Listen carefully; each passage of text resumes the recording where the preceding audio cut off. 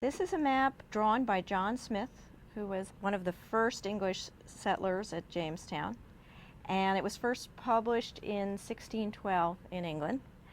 Probably what's most interesting about the map is just to stop and think, who did it, who's it for, why is he doing it, what's he trying to do? It shows us the world view of the maker, John Smith, who draws the map, and of the audience, the people in England, members of the Virginia Company, who are investors trying to make money off of this colony of Virginia, who want to hear back that this is a good investment. It's a good idea to start out with a few basic orienting things.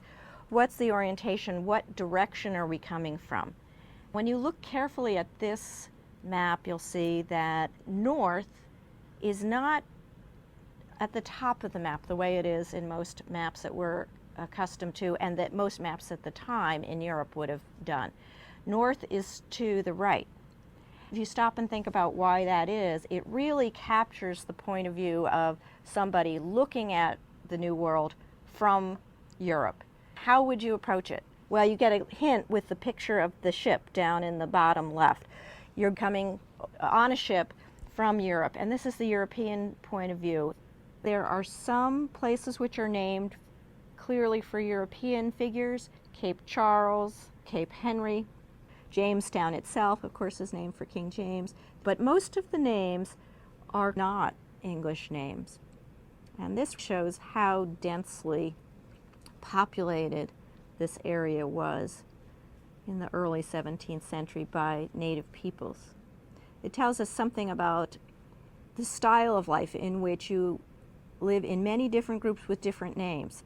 It isn't clear that all of these Indian groups would have thought of themselves as having a common identity beyond owing political allegiance to Powhatan. It says at the top Virginia, although it doesn't actually cover all the area that the Virginia Company claims to be Virginia. Powhatan, that's a name of the chief, but it's also the name for the group of people who are parts of the empire that Powhatan rules. He's the leader, and he has all these tribes whom he protects, and they pay him tribute, tax, in the form of corn, trade goods, pelts. And that's what makes him the powerful figure that the English have to deal with. This helps us understand why it's limited to this area.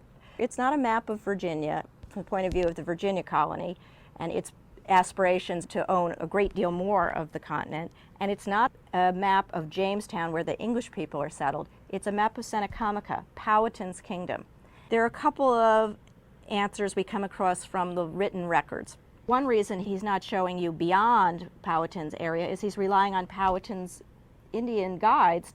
They showed him all of the area where they could go freely. When they get to the fall line, you can see that there are other tribes, the Manahoacs, the Monacans. The Powhatan guides aren't going to take Smith into enemy territory, so all he can do at that point is take a record and say, this is where these other Indians are.